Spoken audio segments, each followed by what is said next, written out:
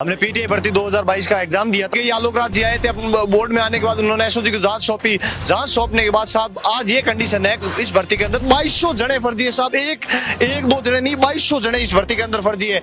मेरे को लग रहा है राजस्थान इतिहास का आज तक का ये सबसे बड़ा फर्जीवाड़ा है सर। वो सर्टिफिकेट मेरे हिसाब से वो होंगे जो गाँव में अपने टूर्नामेंट होते हैं, भोमिया जी महाराज क्रिकेट प्रतियोगिता, वो उस टाइप के सर्टिफिकेट थे। जहाँ से भर्ती होती है ना वहीं से फर्जीवाड़ा हुआ है। कर्मचारी चयन बोर्ड सर इतना करप्ट था जिसकी कोई सीमा नहीं थी। पीटीआई भर्ती 2022 में फर्जीवाड़े को लेकर लगातार अभ्यर्थी धरना दे रहे हैं और एसओजी के द्वारा अभी 2 दिन पहले जो पर्दाफाश किया गया था जिसमें साफ शब्दों में एसओजी ने कहा है कि इस भर्ती में बड़े पैमाने पर धांधली हुई है। 2000 से अधिक ऐसे अभ्यर्थी है जिनकी डिग्रियां फर्जी पाई गई है, यानी कि 5500 पदों पर यह भर्ती निकाली गई थी, जिनमें से भी 2000 से अधिक अभ्यर्थी ऐसे हैं जिन्होंने फर्जी प्रमाण पत्र लगाकर सरकारी नौकरी हासिल कर ली। इसी को लेकर पीटीआई के अभ्यर्थी कल शहीद स्मारक पर बड़ी संख्या में धरना प्रदर्शन देंगे। इससे पहले मैं बात करने जा रहा हूँ पीटीआई भर्ती से। क्या है पूरा मामला, क्या नाम है भैया? मेरा नाम दामोदर चारण है, मैं बीकानेर का निवासी हूँ। हमने पीटीआई भर्ती 2022 का एग्जाम दिया था, उसमें सर मैं वंचित हूँ और सर उसके अंदर हमने शुरू में सबूत दिए, जिसके उन सबूतों के आधार पे हमने 900 से 1000 के बीच में सबूत शिक्षा निदेशालय को अवेलेबल करवाए। हमने निदेशालय को अवेलेबल करवाने के बाद हमने बोला साहब सबूत है ये, इन पे कार्रवाई करो। ना तो उस समय उन्होंने कोई कार्रवाई की और उन्होंने हमें यही बोला कि साहब इसमें कोई वो अपात्र है नहीं। तो हमने और ज्यादा मांग की कि साहब इसमें अपात्र है, आप जांच करो। तो हमें यहाँ से बोला जाता है कि सर हम जांच कर रहे हैं, लेकिन ना तो कोई जांच हुई ना उस पर कार्रवाई हुई। उसके बाद एसओजी को जांच सौंपी गई। आलोक राज जी आए थे बोर्ड में आने के बाद उन्होंने एसओजी को जांच सौंपी। जांच सौंपने के बाद साहब आज ये कंडीशन है इस भर्ती के अंदर 2000 से ज्यादा फर्जी निकल रहे हैं। लेकिन सब फर्जी तो ये निकाल रहे हैं, ये बोल रहे हैं हम निकालेंगे, लेकिन कब ये समय हमें नहीं मिल रहा। ये जांच पे जांच इसका टाइम दे रहे हैं। बार बार हमें टाइम देने के बाद भी ना तो आज तक कोई कार्रवाई नहीं हुई है। बीच में कुछ एक पे कार्रवाई करके इन्होंने वहीं पर जांच रोक दी। लेकिन सर हम ये बोल रहे हैं 2200 जने फर्जी है साहब। एक दो जने नहीं 2200 जने इस भर्ती के अंदर फर्जी है। मेरे को लग रहा है राजस्थान इतिहास का आज तक का ये सबसे बड़ा फर्जीवाड़ा है। और इसके अंदर साहब हमने इनको सारे सबूत, हम ये सरकार को ये बोल रहे हैं कि साहब कार्रवाई आप कर दो, सबूत हम वंचित अवेलेबल करवा दें, क्योंकि हमारे पास एक जने का उनका सबूत पड़ा है। दूसरी रही बात ये कि हमने ऐसा कोई अधिकारी नहीं छोड़ा है, ऐसा कोई मंत्री नहीं छोड़ा है, ऐसा कोई छोड़ा ही नहीं कर्मचारी जिसको हमने सबूत अवेलेबल नहीं करवाए।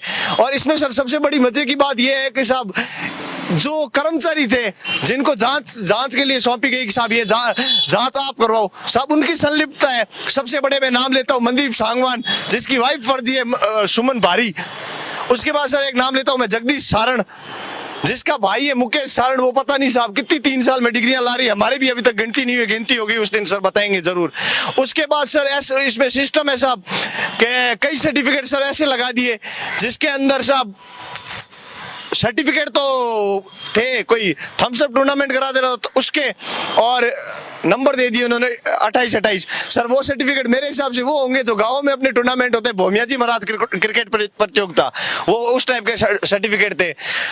ये सब होने के बाद ये बार पिछले 3-4 महीने से लगातार हमें बोल रहे हैं कि हम इस पे कमेटी बनाएंगे, जांच करवाएंगे। लेकिन सर 4 महीने होने के बाद सर हम इतने ज्यादा पीड़ित हो गए कि अब हम मजबूर हो रहे हैं। हम इतने दिन सोच रहे हैं सर ये जांच कर लेंगे, लेकिन इन्होंने जांच के नाम पे कुछ नहीं किया है, मीठी गोली दे रहे हैं। तो सर हम इससे परेशान होके कल किससे मिले आप?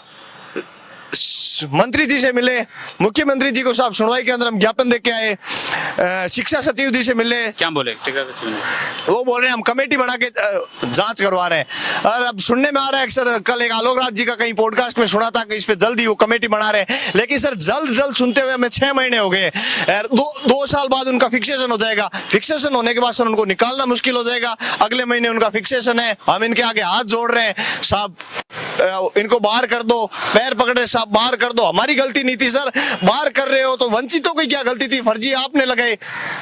गांव का बच्चा जब सपने लेकर शहर में जाता है, सरकारी नौकरी वो सपने देखता है, तैयारी करता है, बंद कमरे में 6 महीने तक पढ़ाई करता है, गहन पढ़ाई करने के बाद पेपर लीक हो जाता है और वही पेपर जो मेहनत करने के बाद कोई और ले जाता है। फर्जीवाड़ा इतनी चरम पर पहुंच गया कि 5500 पदों की भर्ती पर 2000 से अधिक अभ्यर्थी ऐसे पाए गए हैं जो फर्जी डिग्री लगाकर पीटीआई भर्ती में धांधली करते हुए नजर आए और नौकरी हासिल कर ली। सरकार के कानों में अब तक जूं तक नहीं रंगा है और सरकार में बैठे मंत्री एमएलए को इन्होंने ज्ञापन दिया।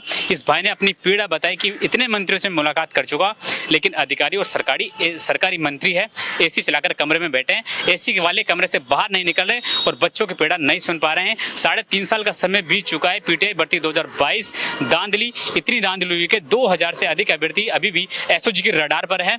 इसी को लेकर ये कल शहीद स्मारक पर बड़े स्तर पर आंदोलन करेंगे और अनिश्चितकालीन धरना देंगे, क्योंकि इन्हें अधिकारी और मंत्री सिर्फ यही कह रहे हैं कि जल्द ही कमेटी बनाई जाएगी, जल्द ही कमेटी बनाई जाएगी। लेकिन मुझे नहीं लगता कि अधिकारी और सरकार में बैठे मंत्री एमएलए क्यों आश्वासन देते हैं, उनसे काम नहीं होता है। तो कुर्सी छोड़ दीजिए विधायक जी, मंत्री जी और अधिकारी जी। आप अगर इस भर्ती में आपके बच्चे होते तो आप अंदाजा लगाते हैं इस भर्ती में कितनी जल्दी कार्यवाही होती, क्योंकि आपके बच्चे नहीं है इसलिए आप कार्यवाही नहीं कर पा रहे हैं। एसी के कमरे से आप बाहर जब तक नहीं निकलेंगे और इन बच्चों की पीड़ा जब तक नहीं सुनोगे, आप प्रदेश में कानून व्यवस्था और शिक्षा पर जो अभ्यर्थी लगातार संघर्ष कर रहे, पेपर दे रहे हैं, उसके बाद भी मैदान में डटे हुए, उनकी कौन सुनने वाला होगा, उनका कौन जिम्मेदार होगा। आलोक राज जी के बारे में आपने कहा कि आलोक राज जी कह रहे हैं जल्दी जल्द कमेटी बनाएंगे, क्या लगता है, क्योंकि आपने पहले भी कर्मचारी चयन बोर्ड पर धरना प्रदर्शन किया था। सर हमने कर्मचारी चयन बोर्ड पे धरना प्रदर्शन दिया। साहब जहां से भर्ती होती है ना वहीं से फर्जीवाड़ा हुआ है। कर्मचारी चयन बोर्ड सर इतना करप्ट था जिसकी कोई सीमा नहीं थी, क्योंकि उसके अंदर उन्होंने डीवी करवाया तो साहब डीवी में क्यों नहीं पकड़ में आए। सब दो चेहरे हैं, स्क्रूटनी में वो कोई फोटो लगा रहा है, एप्लीकेशन में वो कोई फोटो लगा रहा है। अंधे थे क्या सर वो कर्मचारी चयन बोर्ड के। उसके बाद सर एक यूनिवर्सिटी पहले भरता है, मेरी यूनिवर्सिटी ओपीजीएस है, उसके बाद वो यूनिवर्सिटी भरता है जेएस। साहब अंधे थे क्या, उसके अंदर नीचे देख लेते साहब यूनिवर्सिटी कौन सी है इसके अंदर। उसके बाद सर एक होता है 25 सितंबर के बाद की डिग्रियां, 25 सितंबर 2022 के बाद की साहब 173 डिग्रियां हैं। लेकिन बिना जांचे ही, दस्तावेज जांचे अभ्यर्थियों को नियुक्ति दे दी जाती है, क्या लगता है आपको। मिलीभगत है सर कर्मचारियों की, अधिकारियों की मिलीभगत के बिना कोई काम नहीं हुआ है साहब। इसमें घोटाला इतना बड़ा हुआ है जिसकी कोई सीमा नहीं है। 4 दिन पहले की न्यूज बताता हूँ साहब, एक सुनील भादु नाम का था जिसकी न्यूज आई थी कि इसने अपनी बहन को नौकरी लगाया है। वही सुनील भादु आज से 3 या 4 साल पहले एक बेरोजगार संघ में काम करता था। अब मैं किसी का पर्टिकुलर नाम आने से पहले नाम नहीं लूंगा, लेकिन एक बेरोजगार संघ का सदस्य था। 2021 में शायद उसकी फोटो आई थी बेरोजगार संघ के सदस्य, उसने 5-6 साल काम किया था, जिसके पास उस संघ का पूरा कार्यभार था। तो साहब संघ का आदमी का नाम आ रहा है, बेरोजगार यूनियन के किसी का सदस्य का नाम आ रहा है, तो इससे ज्यादा तो क्या होगा, यूनियन के अध्यक्ष जी भी फर्जीवाड़े में शामिल ही होंगे। ये सर पूरा कर्मचारियों की, अधिकारियों की मिलीभगत से हुआ है। कर्मचारी चयन बोर्ड का बोलता हूं तो साहब 173 डिग्रियां थी, जिसके नीचे साफ डेट लिखी हुई थी 25 सितंबर के बाद रिजल्ट आया, उनको ज्वाइनिंग दे दी इन्होंने। उससे बड़ी बात यह है कि साहब इन्होंने तो फॉर्म के अंदर भी बहुत घपले की है। उसके अलावा डम्मी और 243 जड़ों का ऐसे को सुनने में आ रहा है जिन्होंने कर्मचारी चयन बोर्ड में डीवी नहीं करवाया और वो सीधे शिक्षा विभाग से ज्वाइनिंग लेके चले गए। ये नया नियम इस भर्ती में आया है। अभी क्या मांग है आपके लेकर कल और आगे क्या रणनीति रहने वाली है अब जब तक मांग नहीं मानी जाती आपकी। हम कल से शहीद स्मारक पे हनुमान किसान भाई के नेतृत्व में धरने पर बैठे हैं और जब तक हमें न्याय नहीं मिल जाता, जब तक हमारी मांग पूरी नहीं हो जाती, हम आमरण अनशन पर बैठेंगे, नहीं उठेंगे यहाँ से। देखिए पीटीआई भर्ती अभ्यर्थियों ने आगाज कर दिया है और सरकार को चेतावनी दे दी है कि अब हम किसी से झुकने वाले नहीं है। अपनी मांगों को लेकर शहीद स्मारक पर अनिश्चितकालीन धरना देंगे और सरकार से अपनी मांग मनवा के रहेंगे। इस भर्ती में जितनी उच्च स्तरीय धांधली हुई है उस पर अधिकारी मौन है, सरकार में बैठे मंत्री एमएलए मौन है और सबसे बड़ी बात ये भाई जिन लोगों के नाम ले रहे हैं वो सभी इस भर्ती में लिप्त नजर आ रहे हैं। सबसे बड़ी बात सरकार और सरकार में बैठे अधिकारी इस भर्ती को सिर्फ कमजोर आंक रहे और इस पर कार्रवाई से बच रहे हैं। कैमरामैन सपना के साथ में राकेश रवानिया, गोल्डन हिंद, जयपुर।